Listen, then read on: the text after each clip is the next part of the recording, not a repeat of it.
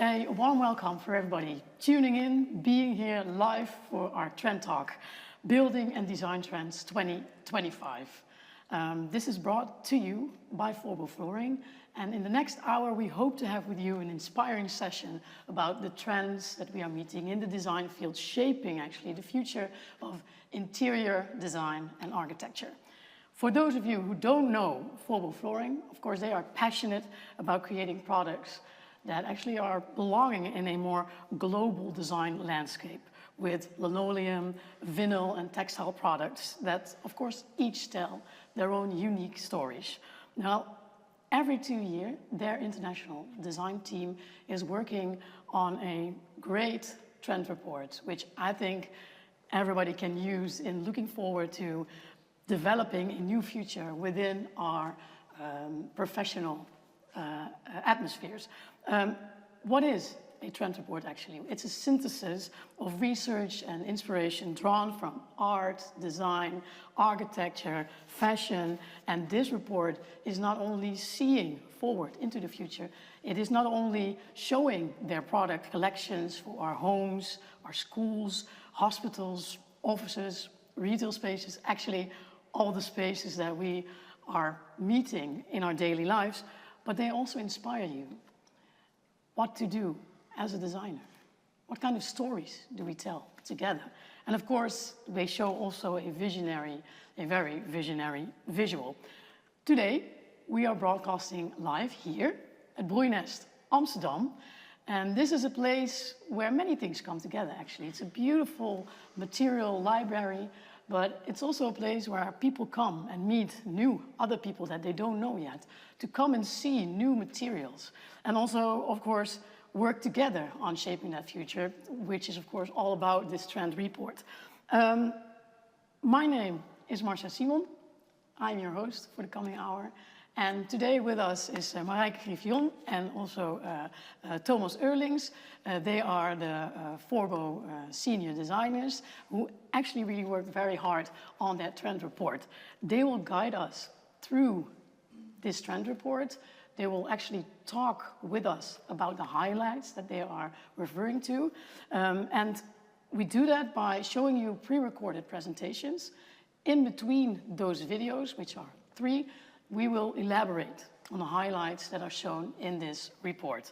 Of course, we are also very interested in what you actually feel is important at this very moment. What are you looking forward to? What are you dealing with? What are your challenges? And how do you meet them?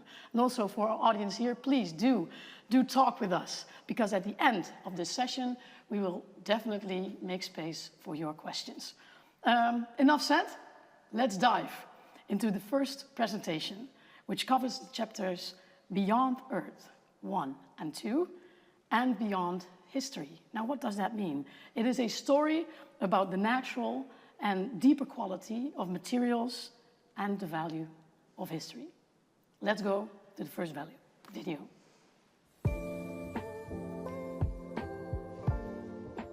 So then we go to the first images of the presentation. The image on the left is an art installation by Richard Long during the Biennale. And he made this installation with local rocks that were local to the Venice area. And also what you see in the back, the painting, is also made with pigments from these stones and rocks and also locally sourced. And on the right, we can see a presentation of Hermès during the Salone del Mobile. They also presented their new home collection, and the patterns from this collection were also visible in the installation they made, which you see on the photo. So a very big surface composed of different patterns made with stones. So very decorative patterns, but also the earth tones were very important. And if we go to the next slide on the left, it's designed by Harry Thaler, and he developed a machine with which he can print with local sources also. In this case it's a sand, and he made this very simple lighting installations made from this material. And on the right-hand side, you see the garden house project, which was realized on the premises of the Vitra campus. It's an example of a new orientation of Vitra, where they focus on or addressing the urgency of the climate change. And the Japanese architect was invited to create a building within this focus, using this theme, and he created this with local resources, with wood from a forest which was planted on the premises, and also worked with local artisans for this project. In this project, which is from Pauline Esperon, she's a French product designer, working with Marmolium a lot. She's a big ambassador of our product. We have a short movie where we interview her, which you can visit on the website. But here in this, for this product, she used our new furniture linoleum product, which is without pigments. It's the unpigmented linoleum, and a very good example of a material which has a very strong, unique expression due to the fact that it doesn't have pigment, it's more lively. The wood particles become visible, and also there is a small color deviation per batch, which also makes it even more lively. And the next pictures you see is an art installation or an art exhibition actually by Anselm Kiefer. It was in Florence in Palazzo Strozzi. And you can see very big paintings in which he also used, so you see the depictions of a sunflower, but he also used the sunflower seeds in the painting itself. So in this case it's again where the artist or the designer uses the material, the actual material in the artwork. We go to the next image, also an art installation. In this case it was on the Biennale in the Giardini, the German pavilion. And here you can see that the entrance was actually completely filled with soil, so you had to go around it to go into the presentation, and the presentation was called Thresholds. On the right hand side you see an image of a product made by product designer Cas Reinders. It was made for an exhibition organized by the Crafts Council Netherlands during the Dutch design and presented during the Dutch Design Week. This project focused on clay as main material, but also addressed the urgent issues of surrounding the extraction of this raw material. And on this slide we also see two projects also seen during the Dutch Design Week, in this case at the Kazerne. And these designers, on the left it's Studio Lowtech and on the right Tom Schoonhoven, they also worked with this concept of using the earth, or in the case of the left hand side the sand on the beach, to make these products. And also the material is very much visible still. Here you see samples of a project Christine Meinsma realized in 2008, 2009. Her focus in this project was to see how she could reproduce linoleum with local raw materials. She had her own flax field, and she wanted to use all the ingredients from this flax to recreate linoleum. This project was later on used for a next step, which we will see in the next slide. Here she collaborated. On the right hand side you see a presentation during the Salon des Meubles in 2024. She elaborated on her first idea, working with linoleum granulates, but here she used our unpigmented linoleum granulates, which was provided by Forbo to her, and she pressed these granulates into thick tiles, thick slabs.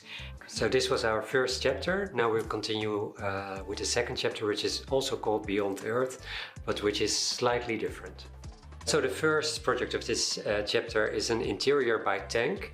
And here you can very much see what we addressed in the introduction, that it's about this indoors, outdoors.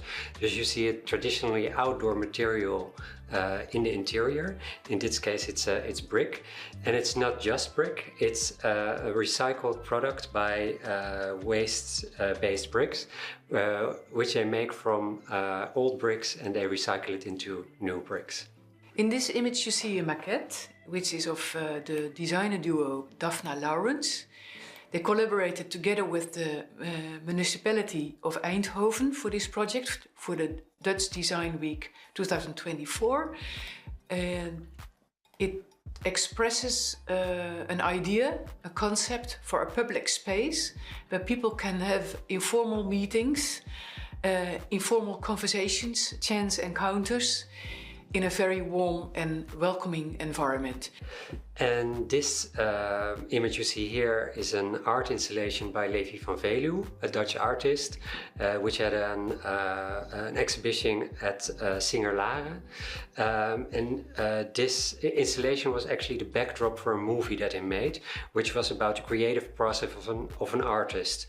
But color-wise and material-wise, it really fits to the theme Beyond Earth. And our next slide, we see again Hermès. We had it in the last chapter, but here you can see that they also used the darker tones in the flooring patterns. In this image, we see an installation during the Salone del Mobile. It was curated for El Decor Italia, and they asked multiple brands that made furnishings, but also flooring and wall products, to make one big presentation. So here you can very well see how the colors that we are talking about are applied into an interior. And it's beautiful to see the terracotta on the wall and the terrazzo on the floor. The terrazzo also has these warmer notes in it, and it is very modern and classic at the same time, which is really beautiful. On the right hand side you see a very nice example again of a product made by Cas Reinders, which we mentioned earlier in this presentation. And what is fascinating and makes it a very inspiring design is the dialogue he creates between the materials in all its purity and authenticity. On the next two slides we see ceramic, which can be used for flooring or walls. This is by Fornace Brioni, an Italian company that works with terracotta. So they have a tradition in working with this material, but their whole collection is very modern, and they combine the craftsmanship with modern interior products. A little bit in the same way as Mutina does. They don't work with terracotta, but here you see they use also very earthy tones. They go from a sort of a taupe to also the reddish color. This design is by the Broeinest. And what's nice to say about this is that it's styles, but it's also very much about the space in between, so the grout. So on the right hand side you can see that the color of the grout really influences the design. On this slide you see an artwork which was presented during the Venice Biennale by an artist called Omar Mismar. He's from Beirut, and he combines modern themes with a traditional mosaic technique. So this was both chapters about Earth, about Beyond Earth, and now we go to the following chapter, which is Beyond History. So now we will show you a few slides with pictures from the Venice Biennale, the Art Biennale. As you can see here on both images, we see columns. On the left-hand side, it's a more dystopian image from the Swiss pavilion, and on the right hand side we see an artwork by Laura Halsey called Keepers of the Crown, and she reinterpreted her own heritage into these Egyptian style columns. And this is something that we see also in the US pavilion, which you can see now on the screen. The whole pavilion was curated by Jeffrey Gibson, who also very much worked with social issues and different cultures and combined it in one presentation, which resulted in a very colorful exterior, which you can see here. but also his artworks were very colorful and really told a story, very literal because there's also text in the artworks. And he also made beautiful busts, also very intricate in the material, so you can see lots of beads and textile that make this very modern image. What you see here is the VIP chair, the 453. It's a re-edition of an existing chair, keeping the good elements and adding some more comfort to it, and refurbishing it with a material that has a sort of retro feel. And on the right-hand side, we see also a combination of different textile with a design. In this case, the design is by Pierre Chapeau, a French designer that we know for a long time, but has sort of a revival at the moment. So here you also see this combination with a re-edition in a new shape. And this also connects to this slide that you can see here. This was during the Salone del Mobile, a presentation by Yves Saint Laurent, the fashion brand Yves Saint Laurent, but they made a re-edition of tableware by Gio Ponti. And what we really liked about this presentation is that they also used the colorful shapes from the tableware into the presentation, into the columns that you see here. And again, we show you something with columns, so this is really a theme that we see a lot. This concludes this chapter, so here you can really see that there is layers of history that intertwine in new designs or in designs that were already there, but have a new version which is presented.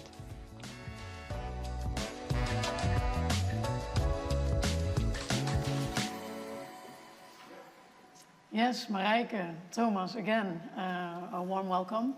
Thank you. And thank you. Thanks so much for creating these beautiful presentations. This was the longest one. This was the longest one? Yeah. So the other two are a little bit shorter. Okay, so the next two videos will be a bit shorter. Exactly, yeah. Okay, great. Well, let's dive into some of the highlights, because we see indeed some provoking examples from all over the world. Of course, let's start with the word beyond, because it's repeated in the trend report a lot. And I have a feeling with it, but I'm very curious about what it actually means to you, Thomas. Yeah, it's a little bit of a play on words also, because with Forbo, of course, we are also in the surface structure business. So we thought, let's go beyond the surface, also in our products, but it's also something that we see when we visit the Design Week in Eindhoven or the Biennale in Venice, that lots of projects, if it's an artwork or a product design, it's very layered. So it might seem simple on the surface, but if you dive deeper into the story or if you explore the material, there's so much more information. And in that way, it's also very valuable to go beyond the surface, I think. Yeah, indeed. So it's about that materiality also we see in the videos with the colors going beyond those colors, actually, really the sensitive part of things. Is this also for you resonating what beyond is? Yeah, definitely. And I think, like for example, if you talk about material, it's not the material you experience, but it's also the story which is told behind. Sort of like how it's influenced by climate, for example, how a material can have different appearances depending on where it's grown and how it's nurtured. Okay. And also history behind certain products, and also products used as a sort of talking pieces to convey a certain social, addressing a certain social urgency. Yeah. Yeah. But how do we actually see that beyond those materiality, actually, right? We see the more authentic qualities of these natural resources and natural materials, but how is that connected to these uncertain times? Like, is it also evolving our desire for a sense of real? How do you think that it's important that we now go beyond? Yeah, well, a nice example which I really liked was the artwork by Omar Mismar at the Biennale in Venice. If you walked past it, it seemed like a sort of a classic mosaic from ancient times. Beautiful. But here you can also see the craftsmanship of the artist, but also that he wants to convey a message. So you see a contemporary visual, the two men kissing, or an ancient artwork which is being protected from bombing. So all these social issues are incorporated in also in this artwork, and this is something I really like. And it's also the layers what we talk about. Yeah. And it's also interesting because it's very decorative on the Yeah. one hand, and on the other hand, it has this sort of like thorough story behind it. So it's very balanced, and a lot of contrast we see also in our trend research. Yeah, when I look at those images and I imagine myself being in those spaces, I can also think about another value that's very important, which is connected to well-being, actually. And I think for Forbo Flooring, this connection to well-being is plays a very important role, right? Yeah. How does it actually challenge our well-being in those spaces? Yeah. If you talk about the materials, what we and this sort of raw expression and sort of like pureness and authenticity, it is something which really challenges people or seduces people to touch the material, to experience it, to connect people more to reality. And I think this need really is there nowadays. And therefore it's like bringing, like what Thomas also mentioned, bringing nature in outside in, but in a very pure form. Not embellishing it, but still very refined in its design. Yeah. And I think this kind of surroundings with these materials bring comfort and a feeling of safety and comfort, which connects to well-being, definitely. And this is a trend report. It's about the future. Are we already experiencing this in the real world right now? Because I can imagine that we really feel we need these kinds of spaces, these kinds of materials. Just a small personal question. What do you feel? Are we already there, or are we still working on that? I think we are already there. I think people really have this need to connect, and it's not. Yeah, of course we look in the future, but we look at trends, but I think... the need is there, and some companies are responding to it, but it takes some time, but I think we're definitely there already. Yeah, so this sensorial experience, the tactility is already for natural a long time materials, going on. Yeah, so we're getting there. We can already experience it, maybe in our little bubble especially, but there's still a lot of work to do. A lot of work, and refine. It is becoming more refined. It's like in the beginning it was quite raw and blunt, and nowadays it's really getting to a next level.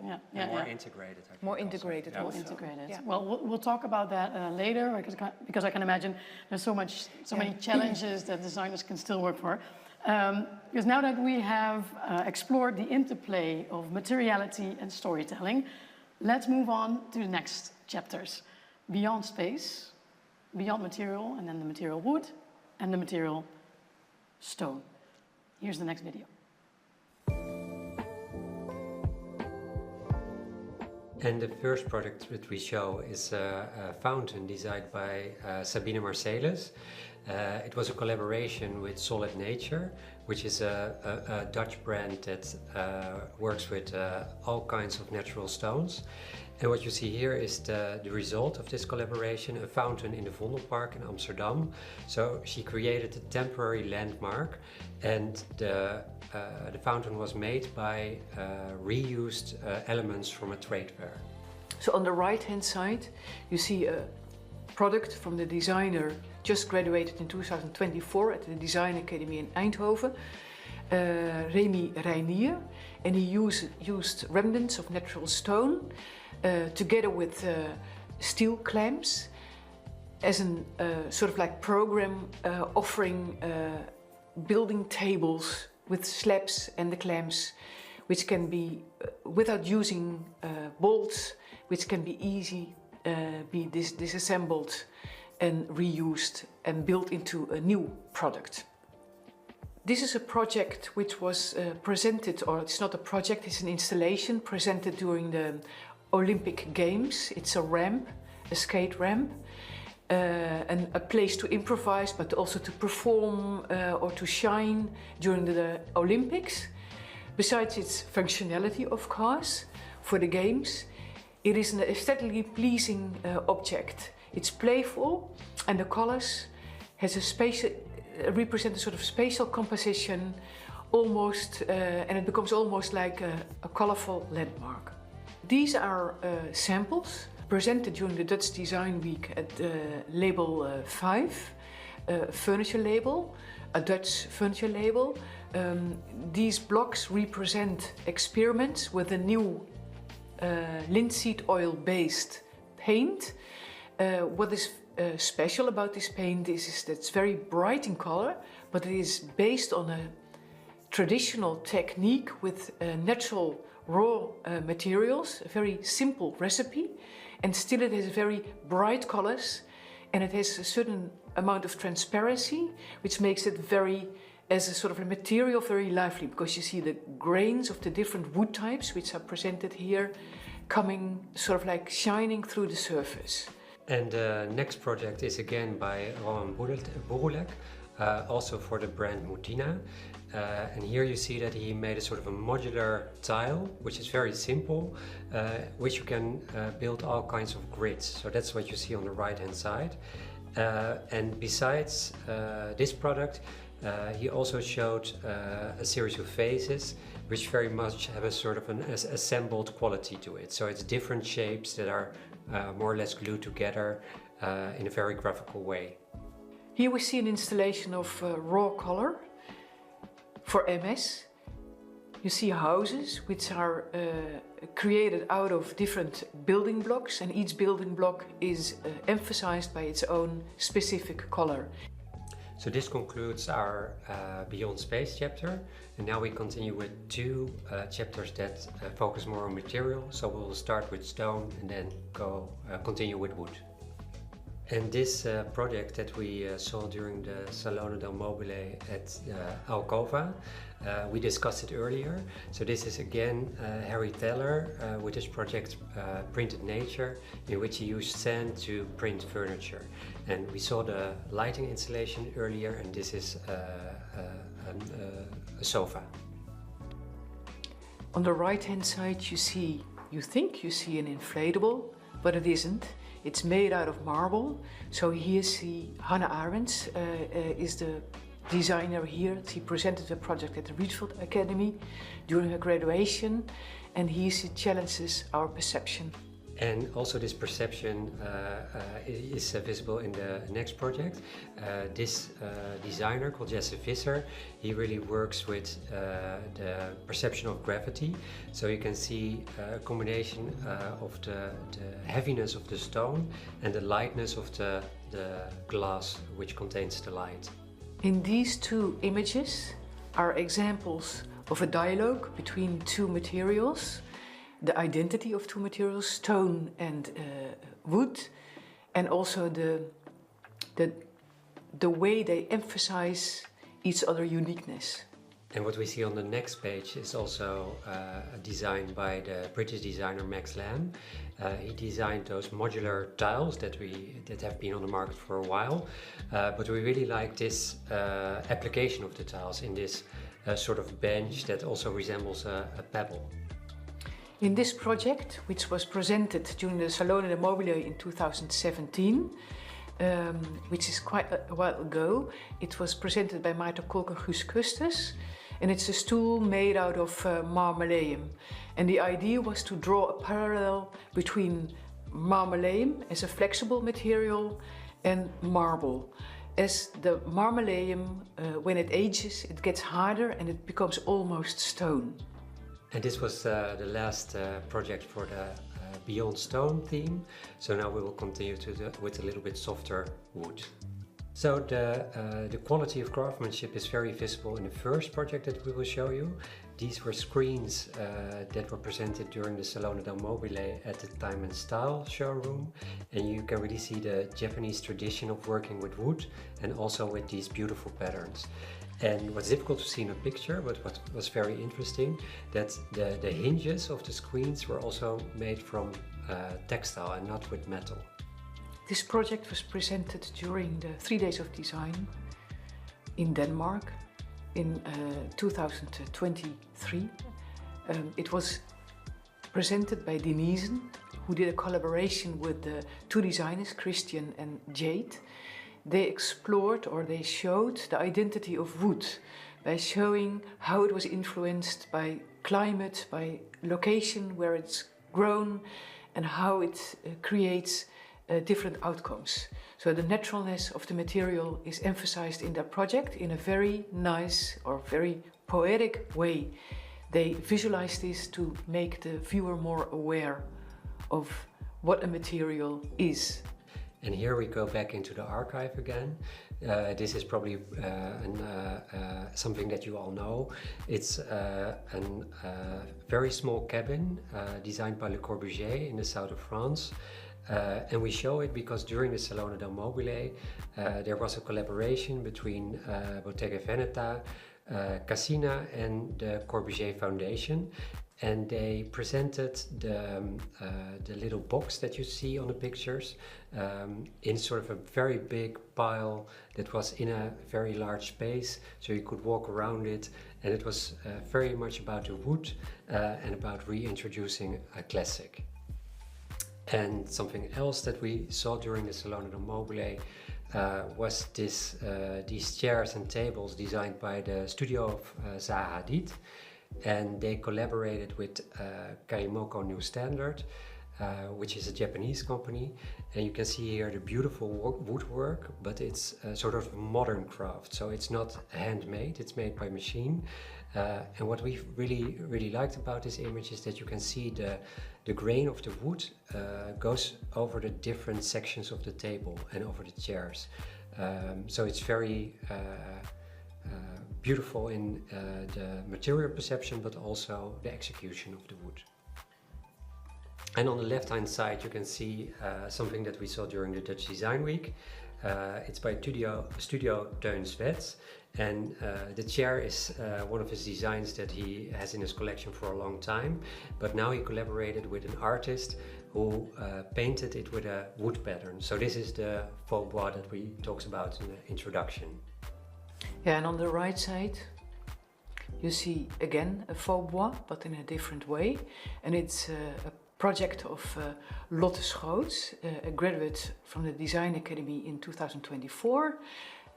What we see is, what's interesting about the faux bois, it's a way of creating new designs that go beyond imitation. It's not just imitation of wood, and it offers a sustainable and an aesthetically pleasing alternative to wood. And on this image we see something from fashion. This was a dress worn by Taylor Russell during the Met Gala that was hosted in New York. And the dress is made by Loewe, and it's an untraditional material to use wood in clothing, but we really like this because it also has the nice layers and the craftsmanship that we also saw in the previous projects, but wearable in this case. So you can also see in this movie how the top was made. And this concludes our wood chapter. We will see more from Loewe in the next chapter, which is about craft.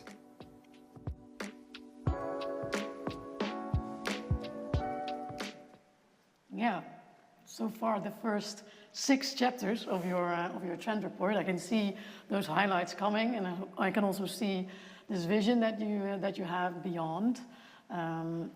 Let's dive a little bit deeper into what that actually means for a designer, a design professional, or somebody that works in the design field. Beyond spaces, Marijke, how do you actually design spaces that go beyond a particular function, an abstract? That's quite an abstract idea. What does that mean? How do you design it? I understand your question. I think I understand your question. Indeed, it goes indeed beyond functionality. The focus is more on the proportions, the aesthetics, the balance, and to create a sort of framework for the user. The designer is challenged then to create a framework for a user to feel comfortable. So it's very important to have something. This framework is designed in such a way that it's very high standard in materials, in colors and color balance. So it's balanced so that people feel inspired to work to create, to to have a environment within this abstract space. What is a challenge for a designer? Yeah, the challenge is because I think when you create something that is not well designed, not in balance, then people and doesn't offer sufficient opportunities to create your own space, then it doesn't work. Okay. So it sounds very easy, you know, open space, you know, like almost Casco with some elements which are modular maybe and movable, but still the way you balance the colors and the materials, and it shouldn't be too prominent, for example, because otherwise you block, I think, the creativity. It really helps, but I think that's... So as for us, as for Forbo, it's also important to have flooring materials that connect to this idea, I think. Maybe... Yeah, I really thought this, the skate ramp in front of Centre Pompidou was a very beautiful example. Because it's something that was there for the Olympics, but the way they did the colors and the setup, I think, was really smart. Though it was not very neutral, but it really... No, not neutral, but that's true. Challenge to do something with it. Well, also by its forms. For me, and I think also you, I'm very curious what our viewers at home and also our viewers here actually feel within this team Beyond, and how that they feel they are challenged within this topic, within the design profession. Beyond materials, also what you explained in the presentation, we saw stone, beyond stone. Now stone is a material we often see in luxury settings. And I'm very curious what this trend report, you actually challenge the luxury perception. How do you challenge? Yeah, I think lots of projects that we saw in the presentation were about the rawness of the material. And you could say that this signifies the luxury in a way, that you have the raw stone there. And I think the play between or the contrast between the raw material, if for example the design by Jesse Visser, he has the stone with a rope and then the very beautiful orb, which is very light. So this contrast between heavy, light, polished and raw, I think that's very interesting. So it's actually you're setting a new kind of luxury. Maybe. And appreciation for the material also in a more raw form. In a more layered story also. Exactly. Maybe a more valuable luxury perception also. Yeah. And we are also talking about wood, the more softer material, but also something that is well influenced by climate, for example. So we all have different kinds of wood. I can imagine that beyond material, if you think about other materials, we, as a design professional, appreciate the qualities of these natural resources, but the public doesn't always. The consumer doesn't always really appreciate it.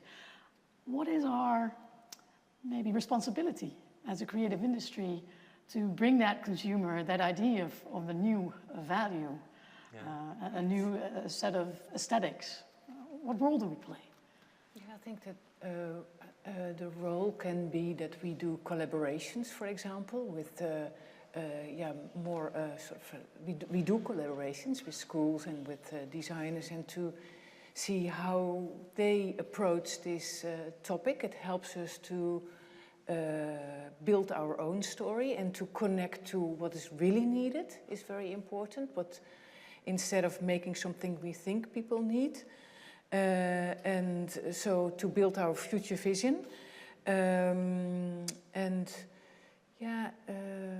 Maybe you can add something. Yeah, I think there are two sides, because what's also very interesting, I think, is the design by Zaha Hadid, which has industrial perfection, but really plays on the wood with the wood grain. But at the same time, we see lots of designers that incorporate what the industry calls imperfections into their design. And for example, within Forbo, we have been working a long time in a product called unpigmented linoleum. Which is very interesting because in this product you can see the natural element of the linoleum very well. But it also means that every batch is different. So that's something with this product we want to tell our clients. Also, because you have a natural material, you could also accept these deviations from the But does the perfection. client already accept that? Or are we already there, or is that still a development? But it helps if you work with, for example, good designers, you know, who really sort of know how to deal with the material. Like Christine. Like Really Christine, making for a example, is beautiful a very product good out. example. And I thought, well, one of the examples we had with Denise, the company, the wood company in Denmark, they work with the two designers who created this very poetic installation where they really showed the quality of wood and also the difference of wood, how it's what the influences of the climate and then how it's nurtured, like that it was really sort of like, yeah, poetic and beautiful. And that really helps, I think, to convey the story to the public and to accept the differences between, for example, wood, but also the linoleum. Yeah. Yeah, well, very nice that our trend report is actually really guiding us into the profession of the designer. It's time for the final video, the final 2 chapters. And this final video actually dives into the fascinating chapters beyond craft and beyond product, to explore the meeting point between craftsmanship, modern technology, and emotional design. Let's take a look. And the first thing we want to show you is again something from Loewe. So again, it's fashion. This is Dan Levy, also at the Met Gala, dressed by Loewe. The first time I saw this, I thought it was a printed fabric, but when you look closer, you see that it's embroidered, and it's embroidered with this gradient, which is very beautiful, beautifully done. And also, what we talked about in the introduction, it combines something that we traditionally associate more with femininity, the flowers, in this very masculine silhouette. And this is also something that we see in the designs that Forma Fantasma presented during the Salone del Mobile last year. They designed modernist furniture, but added an extra layer of, in this case, hand-painted flowers, and in the second one also embroideries. So also combining things that we traditionally see as masculine and feminine together.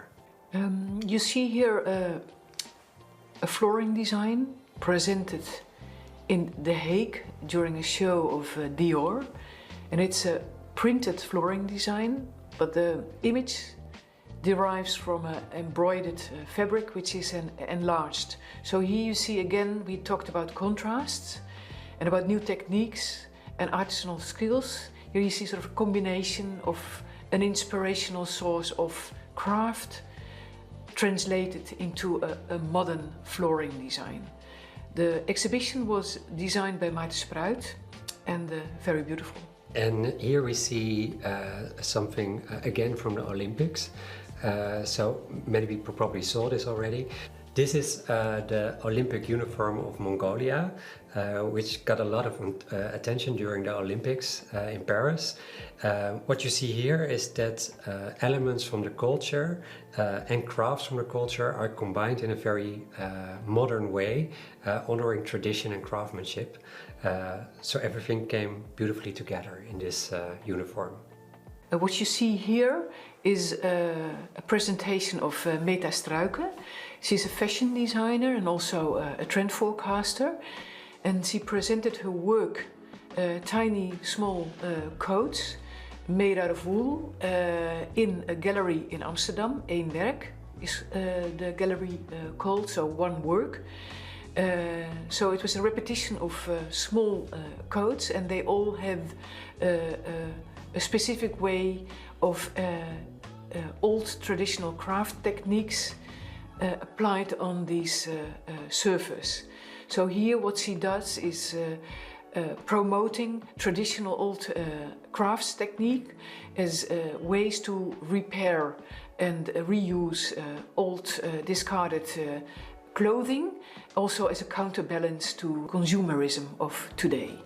So here we see a designer and a technique that we already talked about. So Christine Meinertsma, that also worked with Forbo on the flex tiles, works here with a 3D printing technique, which we also addressed previously. Only she doesn't print with sand, but she prints with wool. The idea is to produce furniture that can be printed on demand, and the only material you need is the wool, so there is no base of the furniture. So a very interesting way, new way of thinking. So this concludes our chapter about craft. The next chapter, the last chapter, is called Beyond Product. On the first slide we have both pictures are taken during the Salone del Mobile at Alcova. Alcova was this, or last year, was in two villas, a little bit outside of Milan. And on the right hand side you can see a water basin with feet also, that was part of the original villa. And on the left we see a new design, a footstool with a little foot. So it's also sometimes it's also nice to see something that already exists and reinterpreted as new. Yeah, in fact, what you can say, all these products makes us smile, sort of like melt almost. What you see here is an accessory presented in a shop in Barcelona, a shop called Loewe, a fashion label. And yeah, I don't have to explain you, but it is very cute, very refined, and it is slightly cartoonesque, but still what I just mentioned before, very refined and meticulously made, really well crafted. Something to care for. And that's also what we see in the next project. This we photographed at Object Rotterdam, which is a small fair in Rotterdam in the Netherlands. And here we see a design made by an artist, Teresa Onyadi, and she combines craft with design, as you can see here. So she incorporated these birds in those sort of classical chairs. So again, something endearing, and also if you have a chair like this, you really want to take care of it and cherish it. And that's also something we see in the next project. This is both designed by Connie Valles. We saw this in Milan. She created this bronze chair, so almost an art object, and from the chair spring these two flowers. And these flowers you can also see on the left image, on the left hand side. You see this beautiful handcrafted cutlery in gold and silver, also with flowers. So very precious objects that you want to have. What you see here is a project of Marten Meij, which was presented during the Dutch Design Week, again in the setting of Crafts Council. She presented a set of tools which were glazed with a glaze which was based on pigment deriving from her process of phyto extraction. Phyto extraction is a way to get heavy metals from the earth using plants, and after that burning the plants to ashes and making pigment out of it. So now we can sit back and relax, because this is the last slide of our presentation. This is a stool designed by Jean-Claude Birabin in the 70s. This is not something new. This is something that we saw in a shop in Paris, and it really encapsulated this whole chapter. So how you can love a product and how it's also fun in product design. Yes, indeed. Lean back, but not totally, of course, because we're not done yet. And I think, especially after this trend report, there's a lot of work to do in the real world. Beyond, the team also beyond craftsmanship, where we, of course, already have been seeing the merging of very modern techniques like 3D printing and more traditional ways of craftsmanship. Of course, that's been developed for already some years, and what I see is it needs some new shapes. But Thomas, if I may ask you and Marijke also think about it, and viewers please at home think about it, and you also, we're very curious about what you are very excited about nowadays when it becomes craftsmanship combining 3D printing techniques. Yeah, I think what's so interesting about this 3D printing is that what you said, we've been seeing this for a long time, but when it just years ago, when designers started working with it, most of the time it looked a little bit the same. It's my opinion, but I think that what was happening. And now you see that designers really take their own spin on it. So Christine Meinersma really owns it. She works with wool a lot, and now with a 3D printing machine, and also she develops a handwriting with this. And that's also the 3D printing with sand, I think. That's also not a new technique, but in the way it was presented, I thought it was very contemporary. Yeah, so if I can listen to you clearly, it's also about that we are really mastering all these techniques now. So it's not necessarily that the technique is leading the shape, as we saw with 3D printing a lot, but we are actually becoming the owners again as designers in shaping the results. Yeah. Okay, and Marijke, for you? Yeah, I just want to add a small detail to it, because I think that what you see in craft is it's so well done nowadays. It was always, of course, in the past, in the very, very past, it was also very well done. But now when we sort of like start working with it again, you see now that it gets a next level. And we said to each other, well, it's almost haute couture craft, you know. It's really, and very, it's almost fine art, you know, and then still in series. But it has really a new, it is meticulously made, and so it has this next level. I think. As in, sustainability is not necessarily a key point or a focus anymore. It's more the fundament of what we are doing. Yeah, it's embedded also in one of the design starting points. You take along like sustainability. Maybe when you do craft is already mainstream almost. You can't. Maybe is that sounds true, a bit Thomas? contradictory, but mainstream maybe not. But I think what's very important is that these major fashion brands really embrace this craft and this old techniques and redevelop it. And so maybe the next step is that it becomes more redevelop it, and also you combine it with new techniques, so it gets a sort of like new face and new sort of like new appearance. Yeah. And also this luxury mending of things, so also clothing that you've had for a long time, but you mend it in a way which is visible, but almost becomes a new detail to the clothing. It's also something that we saw in the project of Meta Struiker. Yeah, definitely. I think this is something that really combines sort of the high fashion with the fashion that you have at home. Yeah. And, well, talking about combining all these different chapters, going beyond Earth, going beyond space, going beyond materials, going beyond product.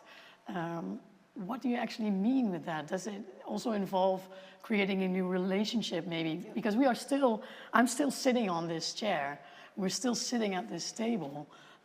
In what way is going beyond a product reevaluating our relationship with the product? Well, it's interesting.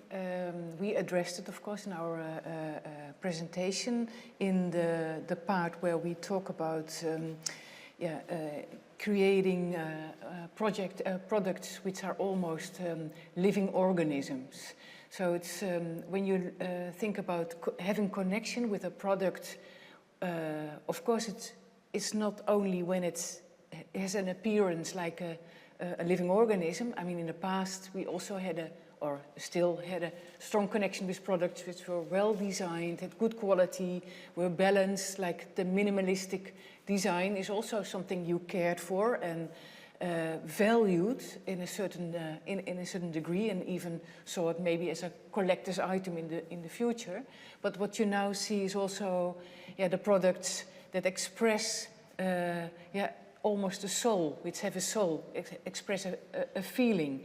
And I think that is something to create an emotional connection with a product in a new direction. And also what we see publications about, and I don't know if other people visited fairs and shows during the Design Week, for example, you see that there is also this storytelling around living organisms like a tree and a river, which has an identity. So giving an identity to something which you normally didn't see as something with an identity. Yeah. So maybe the bonus chapter would be beyond human, actually, because we are not necessarily an entity apart, but we are all connected. Yeah. Next year. Next year. Let's think about it. Because it's an ongoing process, Of course, right? The trend report. Yeah. And that's also what we see, that some themes that we had in the last report, they're not exactly the same, but they merge a little bit. And what we've been seeing over the last years is that this, what we also talked about, that this sustainability is not a trend anymore. It's really embedded into everything, and also a given for a lot of companies. Yeah, I can imagine that all those chapters indeed also contribute to our development towards a more sustainable industry, right? Another relationship with this means that you cherish what's there, what's been made. And talking about beyond history, that indeed before we used to cherish it because we got discovered from our grandpa, and now we are not only cherishing it because it's from our grandpa, we also cherish it because it becomes almost another human, another personality. So we really become strongly connected to nature. Yeah, and also because it has probably traces of use. I mean, that's something which is said, of course, already for years, but it really helps to make the connection because it has its own unique identity, because it's used in a certain way by a certain person. So that also helps to connect to something, and we start to appreciate that. Well, it all sounds very holistic and beautiful, beautiful images. I'm very, again, proud of what we are all working on and working towards, but I also can imagine that, you know, there's still some challenges. In one sentence, what do you think could be a very, very hard challenge for a designer right now?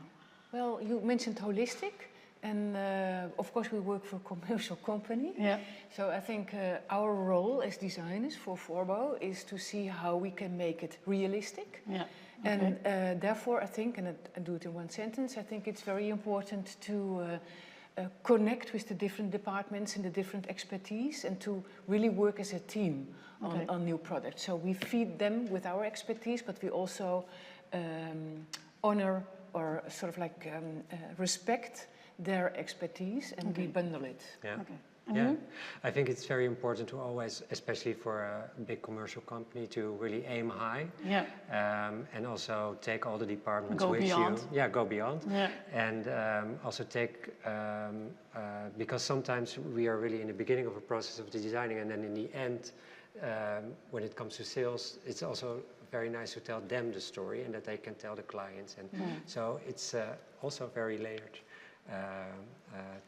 type of work. Is that what the designers can also use that trend report for, to also move to maybe their bosses, their clients, to show this is a general view? Definitely. That's our hope, of course, and I think that, this is really for helping the storytelling, also for our marketing department, for helping the sales to convey a story.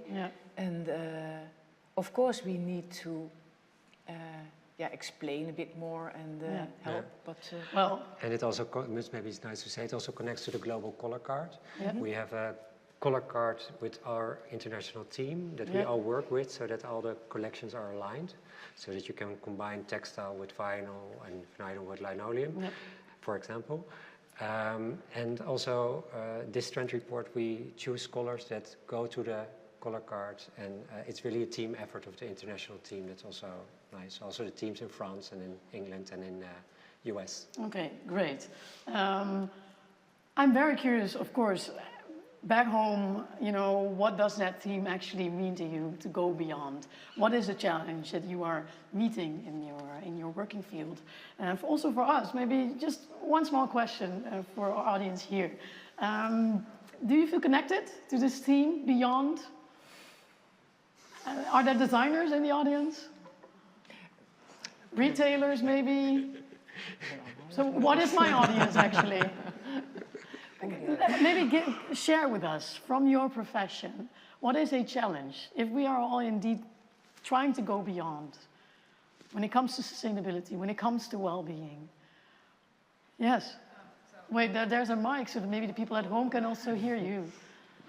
So I work with plants. I'm a plant designer, and we try to make the cities and the buildings that we work and live in green from the inside to the outside. Yeah. And we see that there's a new development in connecting the outside and inside, literally through the glass or through materials. And the challenge that we have is that our clients have to get really, really used to the new materials that we try to offer them. Mm-hmm.